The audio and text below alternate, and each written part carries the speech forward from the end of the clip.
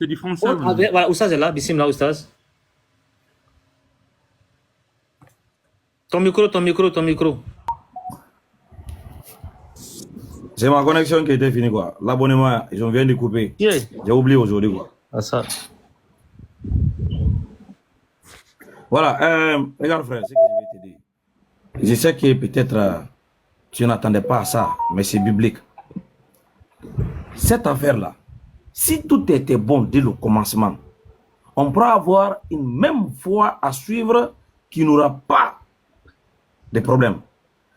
Mais qui est Paul pour venir dire qu'est-ce qui est faux et qu'est-ce qui est vrai dans une foi que lui-même ne faisait pas partir, qu'il a accepté? Dans ce passage-là, malgré que le langage était vraiment maîtrisé pour cacher les sentiments, voilà, violents qui existaient dans cette expression, mais au moins, c'est révélé. Les gens là, ils ont fait quoi? Regarde les questions à se poser, c'est là. Paul est parti à Galate. Il allait prêcher. Il a prêché un message, parce que dans ce qu'il dit, il dit selon mon évangile. Par exemple, dans 1 Corinthiens 15, il dit Christ est mort et resté selon les Écritures, selon mon évangile. Donc lui, il avait un évangile que selon lui, il a reçu de la part d'une vision qu'il avait de ce qu'il a dit de Jésus. Il dit qu'il avait une vision. Maintenant, il avait son évangile. Il est parti prêcher. Ce qu'il a dit là, selon ces passages, quelqu'un d'autre est parti prêcher quelque chose contraire à ce qu'il a dit. Maintenant, les gens ont abandonné ce que lui il a dit pour aller accepter ce que l'autre a dit. C'était quoi le message qui a été prêché là-bas qui contredit ce que Paul a dit, qui l'a mis en colère, jusqu'à ce qu'il traite les gens d'être des fous, dépourvus de sens, qui vous a fasciné, qui vous a détourné de l'évangile que je vous ai prêché. C'est qui? Pourquoi vous avez tout abandonné si facilement? Pourquoi vous voulez abandonner ce que moi j'ai dit? Ça veut dire qu'il y avait quelqu'un qui prêche quelque chose contraire à ce que Paul a dit. Mais c'était quoi? On n'a aucune information. Oui, c'est pourquoi. Effectivement. C'est ça que j'ai dit que ça, c'est pas surprenant pour nous chrétiens. Parce que la Bible nous a déjà... Enfin, les Écritures... dit la Bible. Non, mais écoute aussi quand même. Écoute, la Bible t'a dit, il n'y avait pas de Bible. On te parle avant la Bible. Tu es en train de me parler, tu me donnes les explications, toi-même tu prends un verset de la Bible, et quand je vais te parler encore avec la même Bible, pourquoi tu non, mais toi, merci, thank you, voilà, dans un contexte historique, quoi. Tu vois, non? Oui, mais bien sûr, c'est aussi dans un contexte historique que je vais te donner un passage pour que tu lises. Pourquoi tu écoutes aussi ce passage? C'est la même chose, je ne change pas de sujet. Wow. Donc quand tu lis par exemple 2 Corinthiens 2, verset 17, dit que quoi? Il dit, car nous ne falsifions point la parole de Dieu comme font plusieurs, mais c'est avec sincérité, ok? Mais c'est de la part de Dieu que nous parlons en Christ devant Dieu. Donc, ce n'est pas quelque chose de nouveau de savoir que il y a dans l'histoire de l'Église de Jésus-Christ des individus qui ont cherché et qui falsifient sa parole. Ce n'est pas nouveau. Donc, moi, quand je t'entends souvent débattre, si tu me permets de terminer par là, moi, quand je t'entends souvent faire des démonstrations en montrant que la Bible est falsifiée, ou bien qu'il y a certaines Bibles falsifiées, ce n'est pas faux. Mais ce n'est pas pour autant que la parole de Dieu n'a pas été préservée. Donc, maintenant, oui.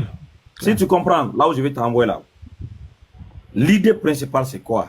Que dès le commencement, il y avait un conflit. C'est l'idée qu'elle a. Mais si même à l'an combien, Paul a commencé à écrire ses lettres à l'an 50, il y avait déjà un conflit, ça veut dire cette idée que tu as là, que tu as reçu la vérité là, tu dois mettre un point d'interrogation là-bas. Parce que ce que toi tu appelles vérité aujourd'hui là, c'est ce qui a été contredit par d'autres groupes. Maintenant, c'est là, qu'est-ce qu'ils ont dit? On n'a pas d'accès. Au moins, si on avait tous les deux, ou tous les groupes leurs écrits, ils laissent le choix aux hommes de choisir ce qu'ils veulent. Là, on peut voir. Mais ce que les autres ont dit là, qui avait contredit ce que lui, Paul a dit là, on n'a aucune information. Leurs écrits n'existent pas, zéro. Comment on peut être sûr que ce qu'on a réussi là, c'est la vérité? Alors qu'il y a une contradiction déjà dès le commencement. Qui est dans la vérité? Et même parmi ceux qu'on a reçus, nous avons aujourd'hui dans notre connaissance près de 45 évangiles qui étaient écrits sur la personne de Vierge de Marie. 45. L'évangile de Barthélemy, l'évangile de Pierre, l'évangile de Paul, l'évangile... Il y en a plein. L'évangile de Magdala, l'évangile de Thomas. Mais les gens l'ont dit, ce sont des apocryphes. C'est-à-dire les livres cachés qu'on ne doit pas connaître. Voilà. Pourquoi? Parce que l'idée qui est là, on a une idée qu'on veut faire croire aux gens. Quiconque contredit ce que nous, on veut là, on sera rejeté. Alors c'est comme ça, les Ibionites, les Basilibiens, les Nazariens, leurs lieux de culte, leurs documents, leurs histoires ont été effacés, enterrés vivants. Ce n'est pas fini là-bas, hein. Ça c'est depuis les premiers temps et jusqu'à ce qu'en l'an 325, qui a provoqué même l'empereur Constantin, le premier a convoqué cette concile d'initiés. Parce que la tendance était tellement chaud entre Arius et Athanasius. Chacun avait déjà son groupe, ses sauveurs. Comment on doit faire? L'État était divisé, l'Empire était divisé entre ces deux groupes-là. Alors, c'était nécessaire pour l'empereur de convoquer une réunion qui demande la participation de tous les responsables religieux dans le monde chrétien à l'époque. L'église orientale, l'église occidentale, les Africains, tous. Près de 380 et quelques évêques qui étaient regroupés en ici et là-bas. Cette concile a duré jusqu'à 6 mois. Ce n'est pas 6 jours. Hein. C'était vraiment dur et intense. Voilà, tout est... Toi, tu es là, tu penses que tout est normal, quoi. Si aujourd'hui, toi, tu es là, tu dis, Jésus est Dieu là-haut. C'est grâce au décret présidentiel de l'empereur Constantin que tu peux dire ça aujourd'hui. Parce que si Constantin n'avait pas signé ce document et qu'il a criminalisé Arius et tout le reste qui dit que non, Jésus n'est pas Dieu, aujourd'hui, toi, tu ne peux pas dire ça. Imaginons donc dans le concile d'initié, ça a été signé que Jésus n'est pas Dieu. Est-ce que toi, tu peux dire Jésus est Dieu aujourd'hui? Non. Sans le soutien de l'Empire romain, sans l'alliance que certains gens ont fait avec l'Empire romain, les autres n'auraient pas été écrasés. Voilà. Et c'est ce qui est arrivé. Arius et toute son église a été détruite, massacrée. Il a été excommuniqué de l'église. Et puis ce n'est pas fini là-bas. À partir de cette époque-là, à l'an 381, ils ont regroupé notre concile. Le concile de Constantinople. Encore, c'est pour venir s'appuyer déjà sur le concile de Nicée. Et là, ils ont rajouté déjà le Saint-Esprit. Le Fils est Dieu, le Père est Dieu, le Saint-Esprit aussi est Dieu. Parce que dans le concile de Nicée, il n'y a rien qui a été dit sur le Saint-Esprit. Ah ouais. Maintenant, pourquoi ils ont ajouté le Saint-Esprit? Il y avait un autre groupe chrétien qui était suggéré entre l'an 325 là jusqu'à 350 là.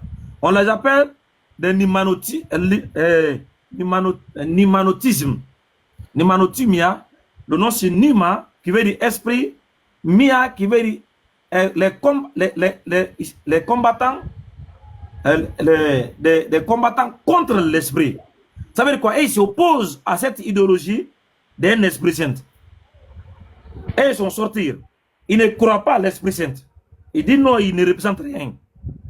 Maintenant, c'est grâce à ce groupe-là qui est sorti là. Le concile de Constantinople a été convoqué pour encore venir ajouter sur le credo chrétien que le Saint-Esprit aussi est Dieu. Et ce groupe-là a été déclaré hérétique, massacré, détruit et effacé. Ça n'a pas réglé le problème. À l'an 420 ou 425, il y a un autre concile qui a été convoqué. Là, on dit Marie, elle est Théotokos. Ça veut dire quoi? Ce concile sert à faire quoi? À pouvoir mettre Marie comme mère de Dieu. Celui qui ne conforme pas à ça, tu seras excommuniqué de l'église. Et à l'an 450, il y a un autre concile qui a été convoqué, Constantinople II. Là, ici, la double nature du fils de Marie a été déclarée. 100% homme, 100% de... Parce qu'il y avait aussi d'autres groupes chrétiens qui sont sortis. Mais attends, si le fils de Marie est Dieu, mais il était un homme, comment les gens ne comprenaient pas, poser des questions. Donc, il a fallu que l'Église de convoquer notre concile pour venir dire officiellement, oui, il était un homme 100%, et puis il a aussi dit 100%. Tu n'es pas d'accord avec ça, tu seras massacré, détruit, éliminé, excommuniqué de l'Église. Bon, les conciles ont commencé jusqu'à l'an 530, 560 comme ça. Jusqu'à ce que le prophète naisse, il y a toujours des conciles à l'Église parce qu'il n'y avait pas d'entente. Et jusqu'à aujourd'hui, il n'y a pas d'entente.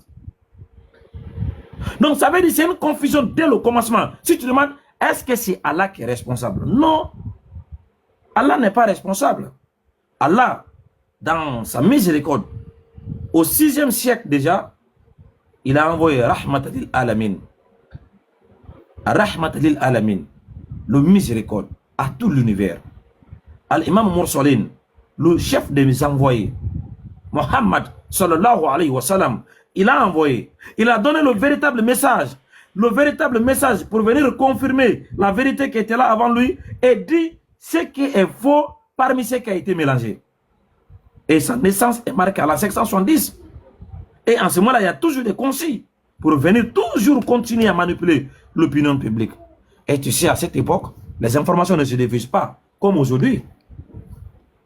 Les gens vivaient en communauté, restreints. Il n'y avait pas des informations comme ça, comme aujourd'hui, qui seront diffusées en masse.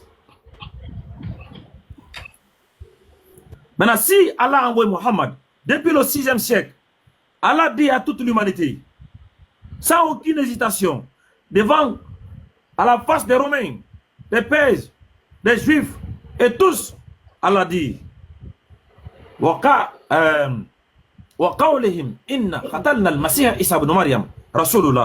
et à cause de leurs paroles, que nous avons vraiment tué Issa, le Messie, le fils de Marie, le messager d'Allah, ils ont dit, ils ont entendu se flatter, nous l'avons tué, nous l'avons crucifié, on l'a tué, on l'a crucifié. Allah dit, alors qu'ils ne l'ont ni crucifié, ils ne l'ont ni tué.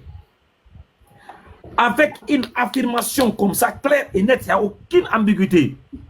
Il n'a pas été crucifié, il n'a pas été tué. Voilà qu'un choubi alahum.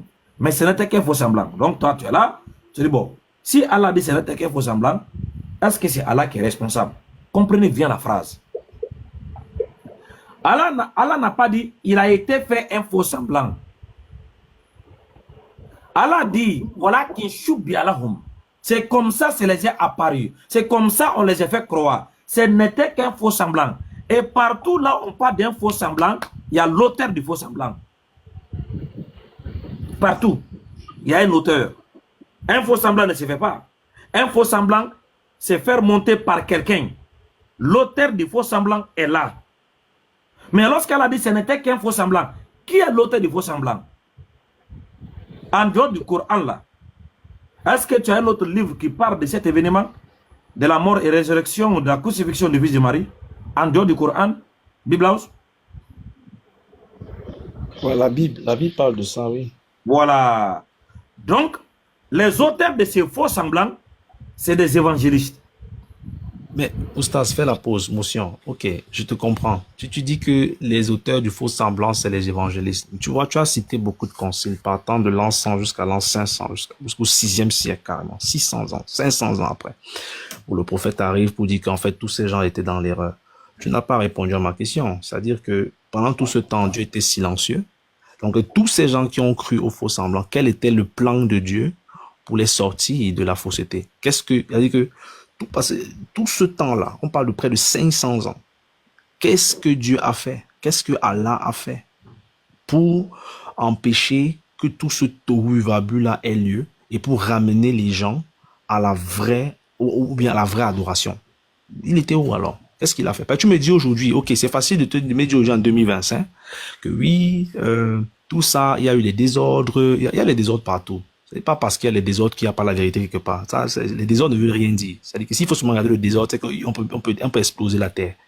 Donc, c'est pas parce qu'il y a tant de mal dans le monde aussi qu'il n'y a pas de justice ou il n'y a pas d'amour. Donc, ce n'est pas c'est-à-dire que le fait qu'il y ait des désordres et des disputes ou bien des discordes, ce n'est pas une raison pour dire qu'il n'y a pas de vérité. Donc, ça, c'est pas un argument, en tout cas, pour moi. Donc, moi, ma question qui est pourtant fondamentale, pourquoi aujourd'hui je dis, OK, j'embrasse l'islam, moi, j'ai trop de questions à te poser. Parce que c'est trop facile de venir dire qu'il y a eu tellement ça. Mais qu'est-ce que d'abord le Dieu de l'islam, là, a fait pendant 500 ans pour empêcher déjà et pour ramener les gens à l'adoration? Parce qu'il y a beaucoup de gens qui sont morts et qui ont cru à ce qu'il ne fallait pas croire. Quelle est l'alternative qu'ils avaient? Donc ça, c'est pour moi une question. Dieu ne peut pas laisser les gens comme ça sans se faire connaître. Moi, je ne connais pas le Dieu que je sais comme ça. Il a toujours fait quelque chose pour ramener les gens à lui. Et ça, jusqu'aujourd'hui. Ça, c'est la première question. La deuxième question que j'ai pour toi à te poser, tu l'as dit tout à l'heure, c'est que le propre livre qui a été donné, ou du moins la révélation qui est venue au prophète, à savoir venir ramener les choses dans l'ordre comme tu dis. Ok. Moi, dans mes petites recherches humblement que j'ai faites, parce que tu as dit à un moment qu'il fallait que, voilà, après que j'ai reçu tout ça de mes parents, tout ça, c'est ce que j'ai fait. J'ai fait cet exercice à un moment. Moi, dans mes petites recherches que j'ai faites, tu l'as dit tout à l'heure, le Coran confirme ce qui est entre les mains des Juifs et des chrétiens. Donc, c'est bien beau de me dire qu'il y a eu les désordres, il y a eu ci, il y a eu ça, mais même au moment où la révélation est donnée au prophète Mohammed, la sourate 2:41 dit, si je me trompe pas, c'est quelque part écrit là-bas, que la révélation est donnée à Mohammed confirmant ce qui est entre les mains des Juifs et des chrétiens. Donc, pour moi, si la révélation là, qui est donnée au prophète, confirme ce que les Juifs et les chrétiens ont en leur main pendant le temps du prophète, et que quand je regarde l'histoire, je regarde ce que j'ai dans ma main aujourd'hui, qui est plus ancien, je dis en termes de comparaison, c'est plus ancien que ce que les chrétiens avaient au temps de Mohammed. C'est-à-dire que la Bible que j'ai aujourd'hui est la même qui était à l'an 300, avant que l'islam ne naisse. Comment veux-tu que je te donne du crédit? Merci beaucoup. On va te répondre. Merci, s'il te plaît. Moussa Bismillah, vas-y. Ok, merci beaucoup. Alors, dans le Coran, on dit quoi? Inna alladhina amanu, walladhina hadu, والنصارى والصابئين من آمن بالله وباليوم الآخر وعمل صالحا فلهم أجرهم عند ربهم ولا خوف عليهم ولا هم يحزنون. Ça veut dire ici quoi? Alors dit certes, ceux qui ont cru, ceux qui sont judaïsés, ceux qui disent nous sommes des judaïsmes, nous pratiquons le judaïsme. Ça c'est avant. Ils se sont judaïsés eux-mêmes. Voilà, exactement. Voilà, c'est pas Dieu qui les a fait. Hein. Voilà, ceux qui sont judaïsés, ça veut dire quoi? Ils se sont attribués des appellations comme ça. Nous on pratique, nous sommes des juifs, on pratique le judaïsme. Alors dit ceux-là, ceux qui sont judaïsés, les Nazaréens, ça veut dire quoi? Les souverains du fils de Marie, les véritables souverains, parce que c'est des Nazaréens. C'est eux qui sont sortis de la ville de Nazareth, où le Messie était né, où il a prêché son message.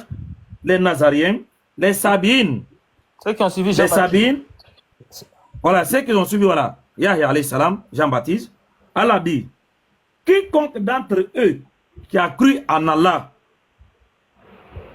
au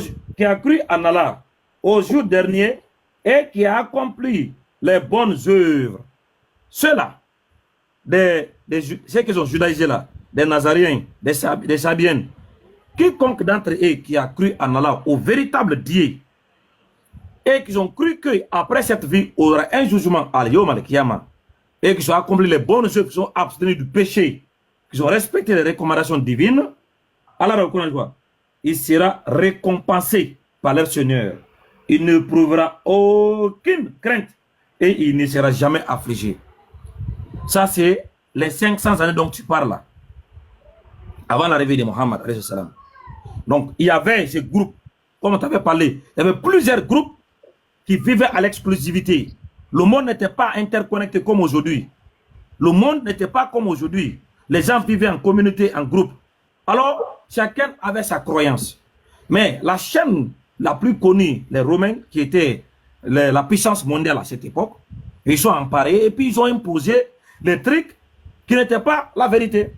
Maintenant, ça ne veut pas dire que tout le monde était d'accord avec eux. C'est pourquoi il y avait les destructions des lieux de culte, des églises, des temples, parce que celui qui n'était pas d'accord avec eux, tu seras exterminé. 10 persécutions. Voilà, la persécution au sein même de l'église. Alors, si quelqu'un était là, il croit en Allah, il croit au jour dernier, il accomplissait les bonnes œuvres, Allah dit qu'il sera récompensé. Parce qu'Allah n'est pas injuste. Allah ne donne jamais une responsabilité qui dépasse les capacités de son serviteur. Jamais. Tout ce qu'Allah te donne, c'est ce que tu vas recevoir. Et il te récompensera en fonction de ce qu'il t'a donné. Maintenant, après que Mohammed est venu, et puis tu as dit la Bible qui était là depuis le 5e siècle. Non, non, non, mon frère. Non. Raymond Brown, c'est un théologien chrétien. Il dit que la Bible a été révisée, corrigée 4 fois avant que vous le connaissiez sa forme actuelle. La Bible a été corrigée 4 fois avant que vous le connaissiez sa forme actuelle. Donc, ce n'est pas cet document. Parce qu'on a besoin des gens de regrouper. Et jusqu'au 16e siècle, au Concile de Trente, l'Église n'a jamais entendu sur quoi peut être une Bible. Et à l'époque même que les pères de l'Église se sont réunis au Concile de Trente pour décider le canon définitif de l'Église, Martin Luther avait déjà fait lui sa canon. Il a rejeté la plupart des livres que l'Église avait déjà acceptés. Et jusqu'à aujourd'hui, on n'a pas d'entente sur quoi peut être le livre qui est révélé par Dieu. Donc, il ne faut pas dire qu'à ce moment-là, ça trouve déjà que le Coran était déjà révélé. Depuis le 6e, 7e siècle, le Coran est fini. Complet, 114 sourates. Et jusqu'au 16e siècle, l'Église n'avait pas décidé qu'est-ce que peut être la parole de Dieu. Donc, il ne faut pas dire ça. Maintenant, mon frère. Oustaz, tu n'es pas en train d'engager sur le point que j'aborde. Tu vois? Parce que oui, bon, enfin, je te comprends à un certain niveau, mais tu n'engages réellement pas sur le point. Il va y arriver. Il est en train de répondre à ta première question. Non, il a déjà répondu à la première. Là, la deuxième, il est allé loin. Il va faire une transition, il vient à la deuxième maintenant. Il faut patienter. Si tu permets quand même que je recadre, parce que il est après là. On te laisse finir, quand c'est ton tour, il laisse aussi finir. Fermez votre micro, s'il vous plaît. Je vous en prie. Merci beaucoup. Je voulais dire que là, tu es après la révélation. Moi, je suis pas après la révélation. Je suis au moment de la révélation. On me parlait de ce qui s'est passé après. En réalité, ne m'intéresse pas. Donc, je suis dans la révélation. Et je t'ai donné la sourate qui dit que, parce que je veux comprendre, tu vois, la sourate qui dit que la révélation a été donnée, dit, croyez à ce que je vous ai fait. J'ai fait descendre, confirmant ce qui est déjà là et ce qui est en leur main. C'est-à-dire que ce n'est pas quelque chose qui est ailleurs. C'est dans les mains des Juifs et chrétiens. Bible, c'est pas comme ça, c'est écrit. Hein. Bon, on peut lire, il n'y a pas de souci. Disons-le. Ouais, dans le verset, on va le lire. Merci beaucoup. Ok, d'accord.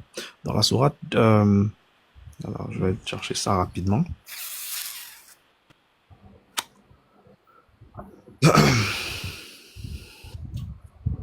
Alors, la sourate 2:41, c'est ça, voilà.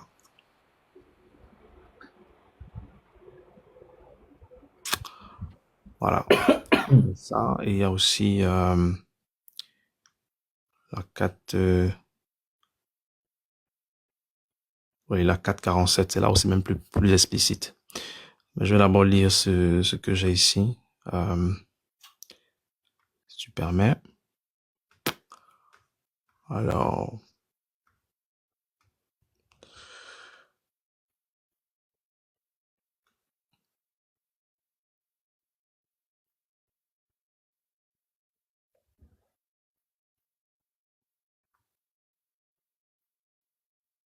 ok.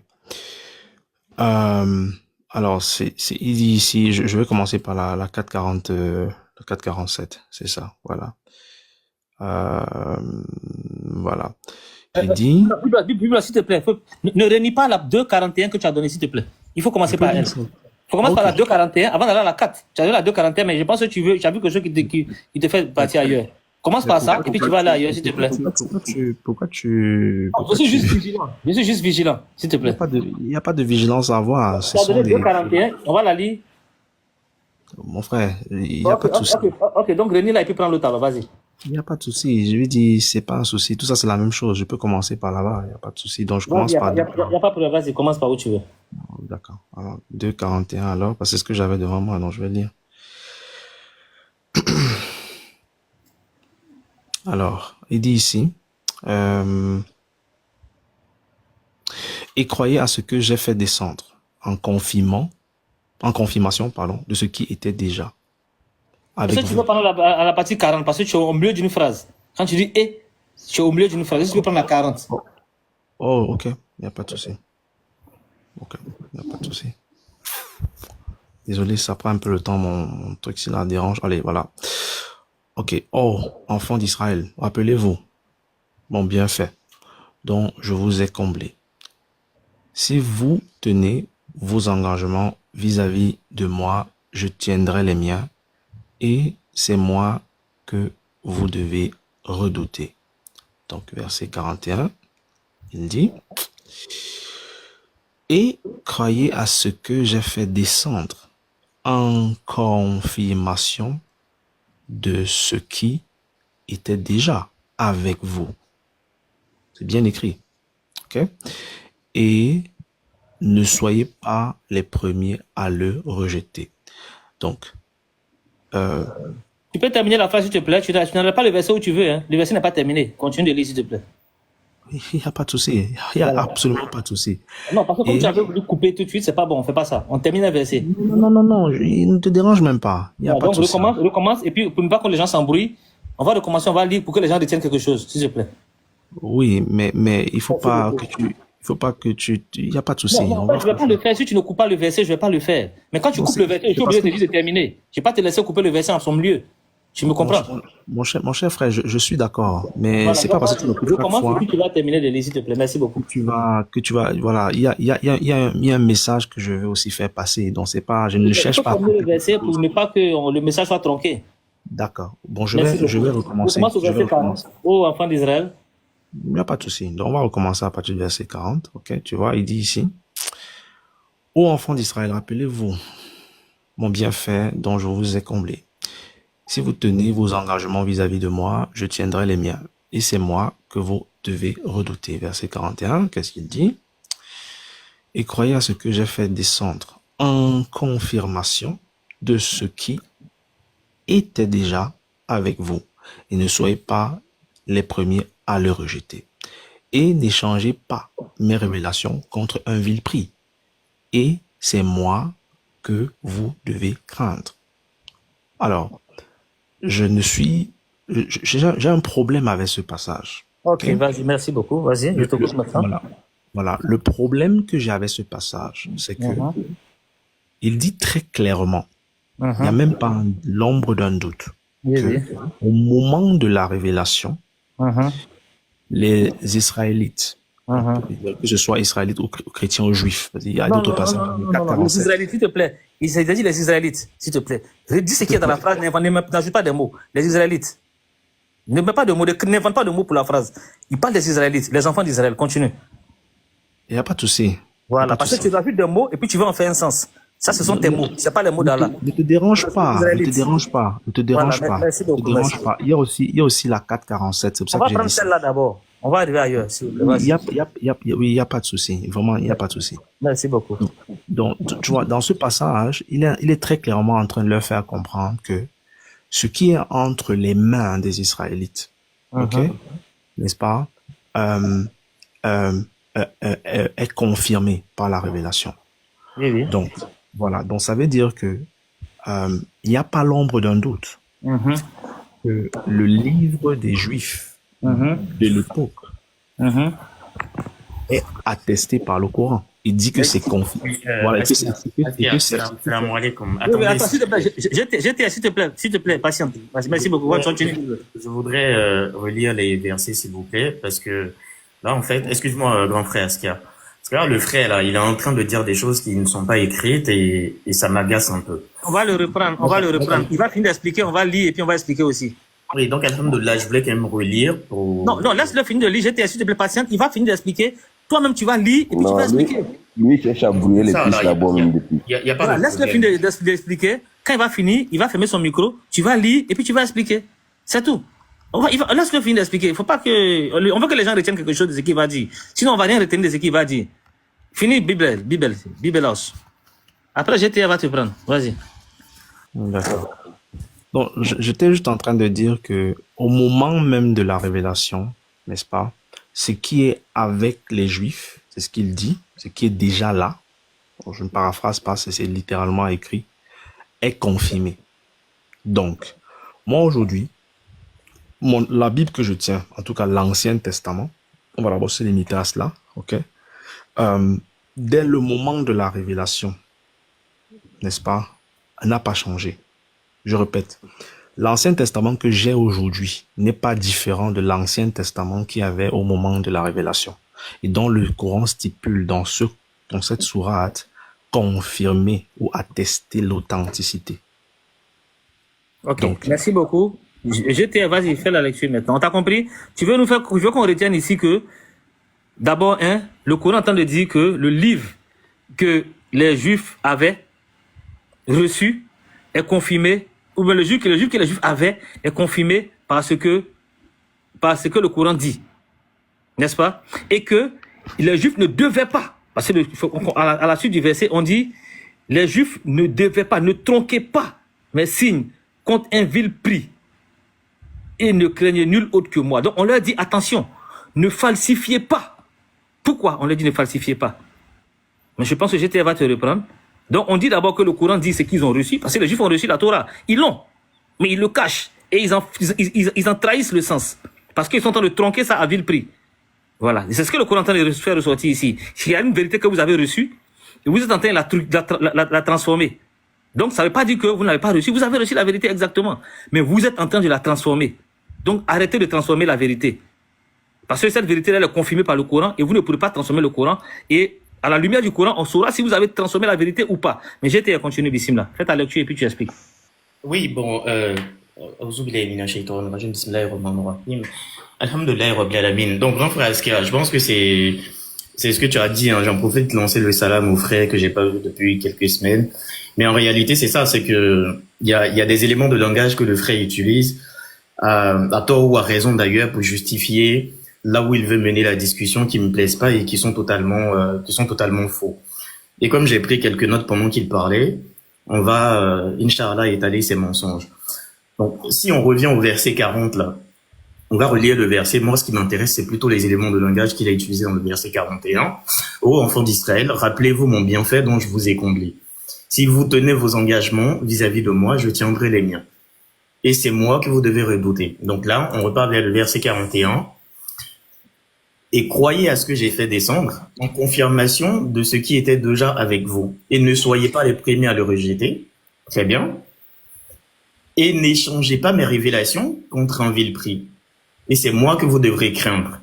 Mais quand le frère Bible, je sais pas, il parle, il dit que c'est au moment de la révélation. Mais c'est pas vrai, c'est pas au moment de la révélation. À aucun moment dans ces versets-là, on te dit que c'est au moment de la révélation. Ça, c'est le premier point que je voulais noter. À aucun moment on t'a parlé au moment de la révélation.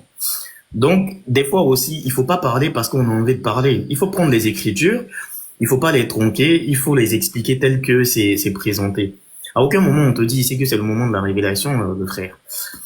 Deuxième élément de langage qui me gêne un peu, il dit ce qui était dans leur main est confirmé par le Coran au moment de la révélation. Mais c'est pas ce que le verset te dit.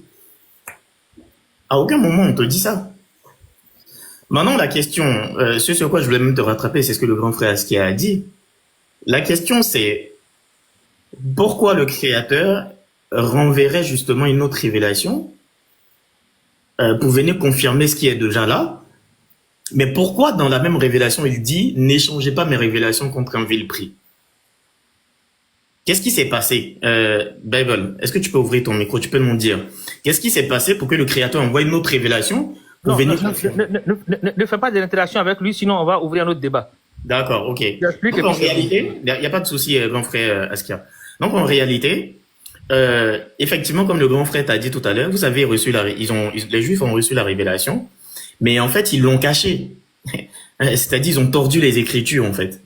Donc c'est pour ça justement que le Créateur envoie un autre messager pour venir leur dire ce n'est pas ma volonté que vous êtes en train de faire au travers des écritures que vous avez. Donc, très certainement, je vous ai déjà fait part de ma volonté